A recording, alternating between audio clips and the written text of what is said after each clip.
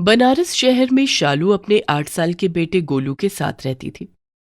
2 साल पहले एक सड़क हादसे में शालू के पति की मौत हो गई थी। तब से घर का खर्च चलाने के लिए शालू दूसरों के घरों में बर्तन मांजने और झाड़ू पोछे का काम करने लगी। जनवरी का महीना था और ठंड बहुत ज्यादा पड़ रही थी। लेकिन शालू को तो सुबह 6 बजे ही काम पर निकलना था। शालू सुबह गोलू को नींद से जगाती है। गोलू, उठ जा बेटा, सुबह के 6 बज गए हैं। मुझे काम पर जाना है। सोने दो ना माँ। मुझे रात भर बहुत ठंड लगती रही थी, जिसके कारण मुझे रात में नींद नहीं आई। ठीक है, मैं काम पर जा रही हूँ। तू आज बाहर मत जाना, आज बाहर बहुत ठंड है। गोलू को सोता हुआ छोड़कर शालू काम पर निकल गई। आज वाकई में बहुत ठंड थी। ऐसा लग रहा था मानो खून जमकर बर्फ बन जाएगा। शालू के पास एक ही शॉल थी, वो भी कई जगहों से फटी हुई। शालू अपनी शॉल में लिपटी और सिमटी हुई काम पर पहुंची। अरे शालू, आ गई तू? कल रात हमारे घर में पार्टी थी, काफी मेहमान आए थे। रसोई में जूठे बर्तन पड़े हैं, पहले उन्हें धो दे और फिर चाय नाश्ता बना दे। जी मेम साहब। शालू ने रसोई में जाकर देखा तो वहां जूठे बर्तनों का पहाड़ खड़ा था। शालू ने बर्तनों को धोना शुरू किया। ठंड के मौसम में ठंडे पानी से बर्तन धोना किसी कष्ट से कम न था। लेकिन शालू के पास इस काम को करने के अलावा और कोई रास्ता नहीं था। बर्तन धोने के बाद शालू ने खाना बनाया और फिर झाड़ू पोछा, कपड़े, सारे काम करके शालू अपने घर लौटी। रोज की तरह आज भी गोलू घर पर नहीं था। शाम को जब गोलू घर आया, गोलू बेटा, बाहर इतनी ठंड है, तुझे मना किया था ना कि आज बाहर मत जाना। ठंड लग गई तो इलाज कराने के लिए पैसे कहाँ से आएंगे? तू मेरी बात सुनता क्यों नहीं? माँ देखो, आज मुझे मंदिर के बाहर किसी ने प्रसाद का लड्डू दिया है। ये लो माँ, थोड़ा लड्डू तुम भी खा लो। गोलू के हाथ में एक लड्डू था। उसमें से उसने थोड़ा सा तोड़कर शालू के मुंह में खिला दिया। मुझे माफ कर दे बेटे, मैं तुझे 2 सूखी रोटी के अलावा कुछ नहीं खिला सकती। इतना कहकर शालू की आंखों से आंसू बहने लगते हैं। गोलू अपने हाथों से शालू के आंसू पोंछता है और कहता है, रो मत माँ, सूखी रोटी ही सही, लेकिन तुम मुझे अपनी मेहनत की रोटी खिलाती हो और मंदिर के बाहर रोज मुझे कुछ ना कुछ खाने को मिल जाता है। माँ, आज पंडित जी किसी से कह रहे थे कि मकर संक्रांति आने वाली है और उस दिन बहुत कुछ दान करना होगा। हाँ गोलू बेटा, मकर संक्रांति के दिन अमीर लोग हम गरीबों को तिल के लड्डू, गज्जक और मिठाइयाँ दान करते हैं। माना जाता है कि मकर संक्रांति के दिन दान करने से बहुत पुण्य मिलता है। फिर तो मकर संक्रांति के दिन मुझे मंदिर के बाहर बहुत कुछ खाने को मिलेगा ना माँ। मैंने कभी तिल के लड्डू नहीं खाए। तिल के लड्डू कैसे होते हैं माँ? गोलू बेटा, तुम उस दिन गंगा नदी के किनारे चले जाना। उस दिन काफी लोग गंगा में स्नान करने आते हैं और वहीं पर गरीबों को खाने का सामान दान करते हैं। मकर संक्रांति के दिन गंगा नदी के किनारे तुम्हें बहुत कुछ खाने को मिल जाएगा। ये सुनकर गोलू बहुत खुश हो गया। गोलू रोज घर के पास बने मंदिर में जाता और वहां उसे कोई प्रसाद में कुछ दे देता तो वो घर ले आता और अपनी माँ शालू के साथ मिल बांट कर खाता। लेकिन उस दिन से गोलू मकर संक्रांति का बेसब्री से इंतजार करने लगा। वो रोज एक एक दिन गिनता। माँ, मकर संक्रांति कब आएगी? गोलू बेटा, अब सिर्फ 6 दिन बाकी रह गए हैं। 6 दिन के बाद मकर संक्रांति आएगा। अरे वाह! उस दिन मुझे तिल के लड्डू और मिठाइयाँ खाने को मिलेंगी। गोलू को खुश देखकर शालू मन ही मन सोचती है कि काश वो गोलू को उसकी मनपसंद चीजें खिला पाती। इधर गोलू रोज मंदिर के पास जाता। एक दिन उसने देखा कि मंदिर जाने के रास्ते में बाजार लगा हुआ था और वहां सुंदर सुंदर पतंगे बिक रही थी। बाजार में तिल के लड्डू, गज्जक, गुड़ और मिठाइयां भी बिक रही थी। ये सब देखकर गोलू से रहा नहीं गया। उसने घर आकर शालू से कहा, माँ, बाजार में पतंगें बिक रही हैं। मैंने कभी पतंग नहीं उड़ाई। इस बार मैं भी पतंग उड़ाऊंगा। शालू के पास इतने भी पैसे नहीं थे कि वो गोलू को पतंग दिला सके। उसने गोलू से कहा, गोलू बेटा, पतंग तो बड़े बच्चे उड़ाते हैं, तुम अभी बहुत छोटे हो। पतंग के मांझे से तुम्हारे छोटे छोटे नाजुक हाथ छिल जाएंगे। माँ की बात सुनकर गोलू सब समझ गया था। उसने शालू से दोबारा कभी पतंग खरीदने के लिए नहीं कहा। लेकिन उसका बहुत मन हो रहा था कि दूसरे बच्चों की तरह वो भी खुले आसमान में बहुत दूर तक अपनी पतंग उड़ाए। गोलू बाजार में आते जाते रंग बिरंगी पतंगों को सिर्फ देख कर रह जाता। कभी कभी उसका मन हुआ कि वो उन पतंगों की कीमत पूछ ले, लेकिन क्या फायदा, माँ तो पतंग खरीदने नहीं देगी। जैसे जैसे मकर संक्रांति नजदीक आ रही थी, बाजार की रौनक भी बढ़ती जा रही थी। बाजार में तिल से बनी मिठाइयां चारों तरफ सज गई थी। जल्दी से मकर संक्रांति आ जाए, फिर अमीर लोग मुझे भी दान में तिल और मिठाइयाँ देंगे और मैं जी भरकर उन्हें खाऊंगा। अगर दान में कुछ पैसे मिल गए तो उन पैसों से मैं पतंग भी खरीदूंगा। बच्चों ने पतंगे उड़ानी शुरू भी कर दी हैं। गोलू दूसरे बच्चों को पतंगे उड़ाते हुए देखा करता और सोचता कि कभी उसके पास भी रंग बिरंगी पतंगे होंगी। एक एक करके दिन बीत गए और मकर संक्रांति का दिन भी आ गया। उस दिन गोलू शालू से पहले जाग गया। अरे गोलू बेटा, आज तू इतनी जल्दी उठ गया? क्या बात है बेटा? क्या ठंड के कारण तुझे रात में नींद नहीं आई? नहीं माँ, आज मकर संक्रांति है ना। आज मैं गंगा के किनारे जाऊंगा। आज ढेर सारे लोग गंगा में स्नान करने आएंगे और गरीबों को दान देंगे। वो मुझे भी दान देंगे और मुझे दान में जो मिलेगा उसे लेकर मैं घर आ जाऊंगा। ठीक है बेटा, लेकिन ध्यान से जाना बेटा। गंगा घाट पर आज काफी भीड़ होती है। मैं काम पर जा रही हूँ। आज मालकिन ने जल्दी बुलाया है। शालू अपने काम पर निकल गई। तेज कदमों से चलता हुआ गोलू भी गंगा घाट पहुंच गया। आज उसकी खुशी का ठिकाना न था। वो गंगा घाट के किनारे जाकर बैठ गया। काफी संख्या में लोग वहां आकर गंगा में स्नान कर रहे थे। गोलू ने देखा कि आज गंगा के किनारे भिखारियों की भी काफी भीड़ थी। गंगा में स्नान करने वाले लोग उन्हीं भिखारियों को दान देकर जाने लगे और गोलू को किसी ने कुछ नहीं दिया। ये देखकर गोलू बहुत मायूस हो गया। लगता है मेरी किस्मत में मकर संक्रांति मनाना नहीं लिखा। मुझे तो किसी ने भी कुछ भी नहीं दिया। काफी देर भी हो गई है। अब मुझे घर जाना चाहिए। माँ परेशान हो रही होगी। उदास मन से गोलू वहां से उठकर घर की ओर जाने लगा। रास्ते में उसने देखा कि छोटे बड़े बच्चे अपने अपने घर की छत पर पतंगे उड़ा रहे थे और काफी खुश थे। तभी गोलू की नजर एक 3 मंजिला घर की छत पर गई, जहां एक छोटा सा बच्चा पतंग उड़ा रहा था। और पतंग उड़ाते उड़ाते वो कब छत की मुंडेर तक पहुंच गया, उसे पता ही नहीं चला। अरे, ये बच्चा तो छत की मुंडेर पर खड़ा है। अगर इसने एक कदम भी पीछे किया तो ये नीचे गिर जाएगा। मुझे इसे बचाना होगा। ये सोचकर गोलू उस बच्चे को आवाजें लगाने लगा, लेकिन उस बच्चे ने गोलू की आवाज नहीं सुनी। तब गोलू दौड़ कर गया और उस छत के नीचे जाकर खड़ा हो गया। और जैसे ही उस बच्चे ने अपना एक पैर पीछे की तरफ बढ़ाया, वो चिल्लाता हुआ छत से नीचे गिर गया। लेकिन नीचे तो गोलू खड़ा था। गोलू ने उस बच्चे को अपनी गोद में लपक लिया और उसे जमीन पर गिरने से बचा लिया। बच्चे के चिल्लाने की आवाज सुनकर घर के लोग निकलकर बाहर आए, लेकिन जब सबने देखा कि बच्चा तो गोलू की गोद में है, तब उन सब की जान में जान आई। बच्चे की मां ने आगे बढ़कर अपने बच्चे को गोद में लिया और उसे अपने कलेजे से लगाकर रोने लगी। मेरा बच्चा, मेरा राजा बेटा, तू ठीक तो है ना बेटा? हाँ माँ, मैं बिल्कुल ठीक हूँ। इस भैया ने मुझे बचा लिया। बच्चे के पिता ने गोलू का धन्यवाद करते हुए गोलू से कहा। बेटा, तुम्हारा बहुत बहुत धन्यवाद। आज अगर तुम सही समय पर यहाँ नहीं आते तो मेरे बच्चे के साथ न जाने क्या हो जाता। बेटा, तुम्हारे माता पिता कौन है? मुझे अपने घर ले चलो। मेरे पिताजी नहीं है। मेरी माँ दूसरों के घरों में काम करती है। हम लोग बहुत गरीब हैं। नहीं बेटा, तुम गरीब नहीं हो। तुम तो दिल से बहुत अमीर हो। जरा थोड़ी देर रुको। बच्चे का पिता घर के अंदर जाता है और ढेर सारे तिल के लड्डू, मिठाइयाँ, नए कपड़े और रुपए पैसे लेकर बाहर आता है। बेटे, अब मुझे अपने घर ले चलो। गोलू उस आदमी को लेकर अपने घर जाता है और उसे अपनी माँ शालू से मिलवाता है। बहन जी, आपके बेटे की वजह से आज मेरे बच्चे की जान बच पाई है। आपका बेटा साक्षात भगवान बनकर मेरे घर आया है। मेरी तरफ से मकर संक्रांति के अवसर पर यह छोटी सी भेंट रख लीजिए। बचाने वाला तो भगवान है साहब। मेरे बेटे ने तो सिर्फ अपना धर्म निभाया है। उस आदमी ने तिल के लड्डू, मिठाइयाँ, नए कपड़े और रुपए पैसे शालू को दे दिए। बहन जी, अगर आप कहें तो आज से आपके बेटे की पढ़ाई की जिम्मेदारी मेरी है। आपका बेटा बहुत होनहार है। मुझे विश्वास है कि यह पढ़ लिखकर अपना नाम रोशन करेगा। कल से ही गोलू स्कूल जाएगा। सच भाई साहब, आपका बहुत बहुत धन्यवाद। शालू और गोलू दोनों बहुत खुश हो गए। मकर संक्रांति का त्योहार उनके लिए नई खुशियां लेकर आया था। माँ, आज मकर संक्रांति पर हमें कितना दान मिला है। मैं जी भरकर तिल के लड्डू और मिठाइयाँ खाऊंगा। गोलू बेटा, मकर संक्रांति के अवसर पर भगवान किसी गरीब की झोली खाली नहीं रहने देते हैं। भगवान की कृपा से ही हमें आज ये सब मिला है।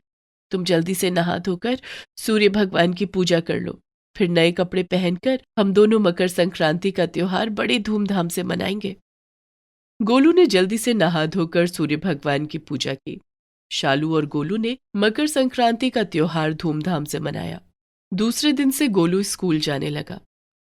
गोलू बेटा, खूब मन लगाकर पढ़ाई करना। तुम्हें खूब पढ़ना है और बड़ा आदमी बनना है। ठीक है माँ, मकर संक्रांति का त्योहार इस तरह सभी के लिए ढेर सारी खुशियां लेकर आए।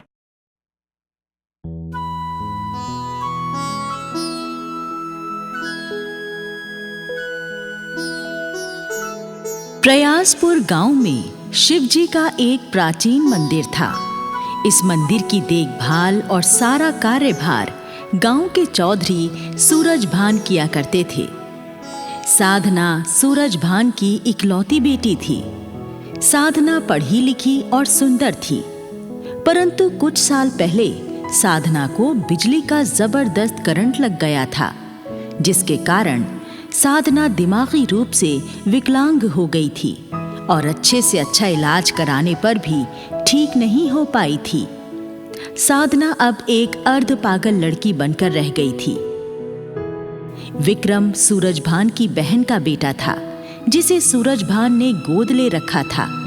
लेकिन विक्रम बड़ा ही दुष्ट और लफंगा था। गांव के लोगों को परेशान करता रहता था और महिलाओं को छेड़ता था। पूरा गांव विक्रम से परेशान था, लेकिन चौधरी सूरजभान से विक्रम की शिकायत करने की हिम्मत किसी को नहीं होती थी। धीरज मंदिर के पास वाले घर में रहता था। बचपन से ही धीरज के मन में भोले बाबा के प्रति बड़ी गहरी आस्था थी। उम्र बढ़ने के साथ साथ धीरज की आस्था भी बढ़ती गई और अब धीरज भगवान शिव का परम भक्त बन चुका था। धीरज हर रोज सवेरे उठकर सबसे पहले शिव मंदिर जाता और मंदिर की साफ सफाई करने के बाद भगवान शिव की सच्चे मन से पूजा आराधना किया करता था। फिर उसके बाद जाकर अपनी परचून की दुकान खोलता था। मंदिर के पुजारी जी धीरज से बहुत ही खुश रहते थे। वो हमेशा ही धीरज की मंदिर सेवा देखकर कहते थे, बेटा धीरज, तुम भोलेनाथ की बड़ी सेवा करते हो। देखना, तुम्हारी भक्ति से एक दिन शिव भगवान अवश्य प्रसन्न होंगे और उनकी कृपा तुम पर अवश्य बरसेगी। पुजारी जी, मैं तो बस एक बार अपने आराध्य भोले बाबा के दर्शन करना चाहता हूँ। इससे ज्यादा मेरी कोई और इच्छा नहीं है।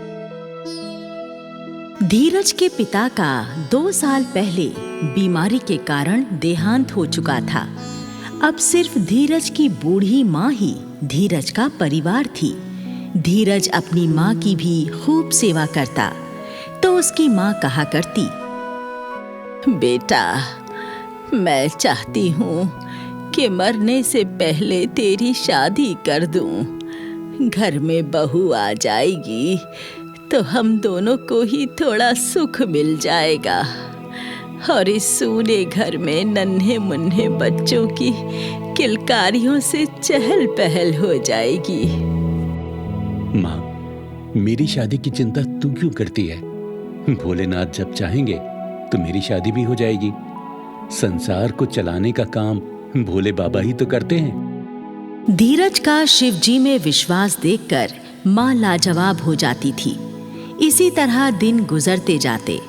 एक दिन चौधरी शिव मंदिर में गांव के लोगों को जमा करता है और पूरे हर्षोल्लास के साथ भोले बाबा को सोने का त्रिशूल और डमरू चढ़ाता है और शिवलिंग को दूध से स्नान कराकर भगवान शिव से प्रार्थना करता है।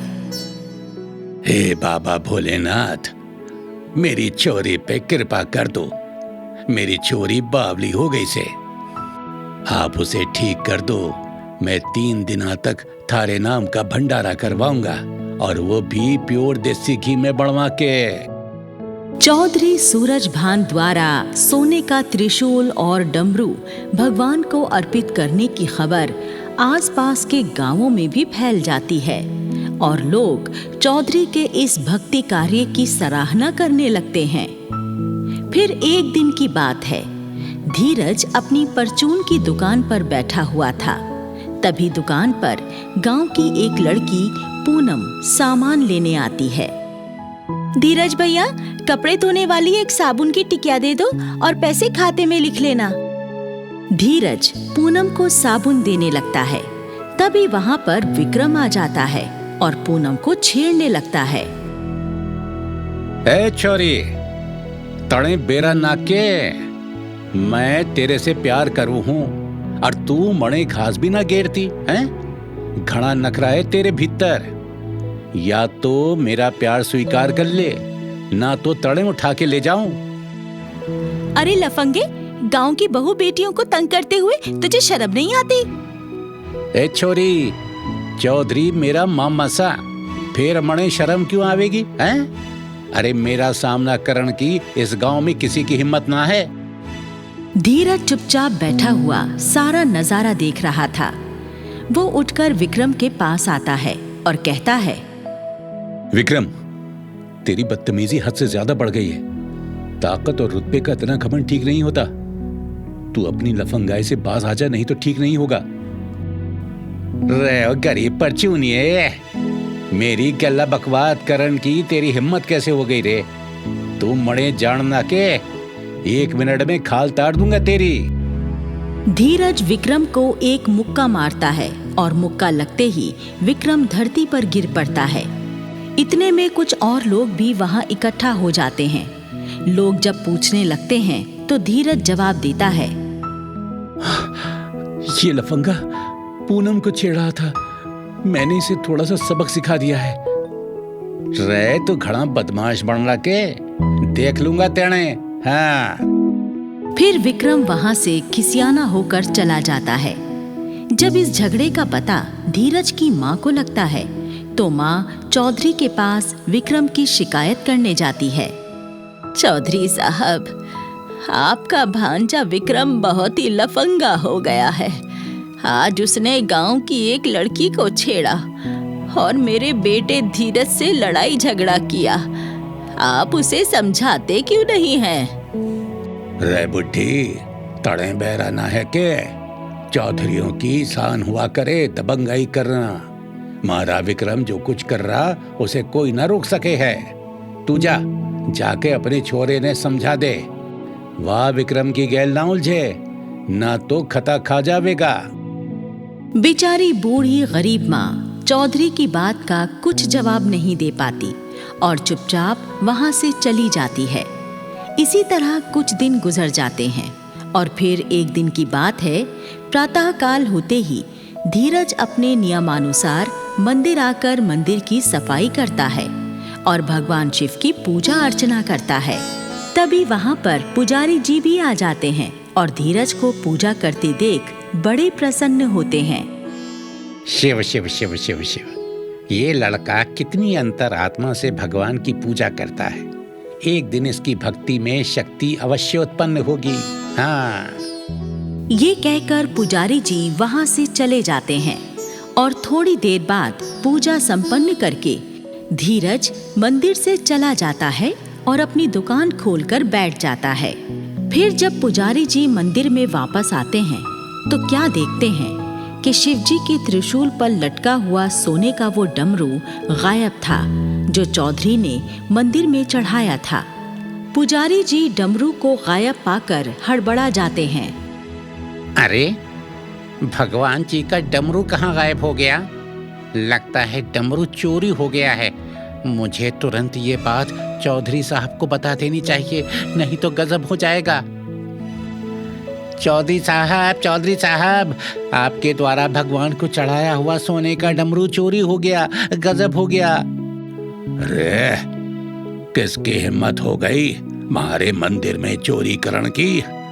रे विक्रम, जल्दी से गाड़ी निकाल, हमें मंदिर चलना से। तभी चौधरी की अर्ध पागल बेटी साधना भी वहां आ जाती है और कहती है, पिताजी, मैं भी थारे संग मंदिर चलूंगी। ठीक है बेटी, तू भी चल। आजा, गाड़ी में बैठ ले। चौधरी सब लोगों के साथ गाड़ी में बैठकर मंदिर पहुंच जाता है। वहां धीरज और उसकी माँ के अलावा कुछ गांव वाले पहले से ही इकट्ठा थे। चौधरी सबसे पूछता है, रे मरने पता से चोरी तो किसी गांव के आदमी ने ही करी से, पर करी किसने है या भी मैं पता लगा ही लूंगा और फिर चोर को गोली से उड़ा दूंगा। अरे मामा जी, जो भी आदमी सबसे पहले मंदिर आया होगा ना, डमरू भी उसी ने ही चुराया होगा। हाँ, या बात तड़े ठीक कही से। बोल पुजारी, पहले मंदिर कौन आया था, तुम्हें कुछ पता है के? पुजारी के बोलने से पहले धीरज कहता है, चौधरी साहब, मैं हर रोज सबसे पहले मंदिर आता हूं, पर मैं चोर नहीं हूं। मैं भगवान का डमरू चुराने का पाप भला कैसे कर सकता हूं? रे बावली पूंछ, चोर चोरी करके कभी कबूल ना करता। डमरू की चोरी पक्कम पक्का तड़े ही करी से। सच सच बोल दे, न तो गोली मार दूंगा तड़े। मने पूरा विश्वास है मामा जी, चोरी इसी हरामी ने करी से। नहीं नहीं, मेरा बेटा तो भोलेनाथ का परम भक्त है, ये भगवान का डमरू नहीं चुरा सकता। नहीं नहीं। धीरज अपने ऊपर चोरी का इल्जाम लगते देख भोले बाबा के सामने रोते हुए गिड़गिड़ाने लगता है। हे त्रिकालदर्शी भोलेनाथ, मेरी सहायता करो। मैंने सदा सच्चे मन से आपकी सेवा की है। अपने भक्त को इस चोरी के झूठे इल्जाम से बचा लो प्रभु, नहीं तो मैं आपके चरणों में अपना सर पटक पटक कर अपनी जान दे दूंगा प्रभु। और धीरज भगवान के चरणों में अपना सर पटकने लगता है। तभी साधना कहने लगती है, पिताजी पिताजी, मुझे पता है भगवान जी का डमरू किससे। डमरू हमारी हवेली में भूसे के ढेर में छुपा हुआ है। विक्रम भैया को मैंने डमरू छुपाते हुए देखा था। साधना की बात से विक्रम सटपटा जाता है। रे विक्रम, यू साधना ठीक कह रही है क्या? विक्रम डर के मारे थर थर कांपने लगता है और सब सच सच बता देता है। मणे माफ कर दो मामा जी, मणे माफ कर दो मामा जी। मैंने धीरज से अपनी बेइज्जती का बदला लेने के लिए भगवान का डमरू चुराया था, ताकि पूरे गांव में इसकी बदनामी हो जावे। रे नालायक, तेरे जैसे चोर की हमारे गांव में कोई जगह ना से। जा, निकल जा इस गांव से। विक्रम अपना सा मुंह लेकर चला जाता है। रे धीरज, तेरी भक्ति ने तो चमत्कार कर दिया। 1 मिनट में ही चोर को पकड़वा दिया। बेटे, भोलेनाथ से मेरी बेटी के लिए भी प्रार्थना कर दे। ये पता तेरी प्रार्थना सुन के भोलेनाथ मेरी चोरी पे भी कृपा कर दे। अरे यूं पहले की तरिया ठीक हो जावे बस। साधना का हाथ पकड़कर धीरज भोलेनाथ के सामने हाथ जुड़वाकर बिठा देता है और खुद मन ही मन साधना के ठीक हो जाने की भोलेनाथ से प्रार्थना करता है। साधना पर भी भोलेनाथ की कृपा हो जाती है और साधना बिल्कुल ठीक हो जाती है। हाँ, पिताजी पिताजी, मैं ठीक हो गई पिताजी। अरे वाह, मेरी बेटी ठीक हो गई। जय हो भोले भंडारी की। हर हर महादेव, हर हर महादेव। आपने मेरे ऊपर घनी कृपा कर दी भगवान। मैं तो आज धन्य हो गया। चौधरी साहब, भगवान अपने हर भक्त की विनती सुनते हैं। बस विनती करने वाले का मन सच्चा होना चाहिए। चौधरी धीरज से बहुत ज्यादा खुश हो जाता है और अपनी बेटी साधना की शादी धीरज से करवा देता है। धीरज को अपना वारिस बना लेता है और धीरज हंसी खुशी जीवन गुजारने लगता है।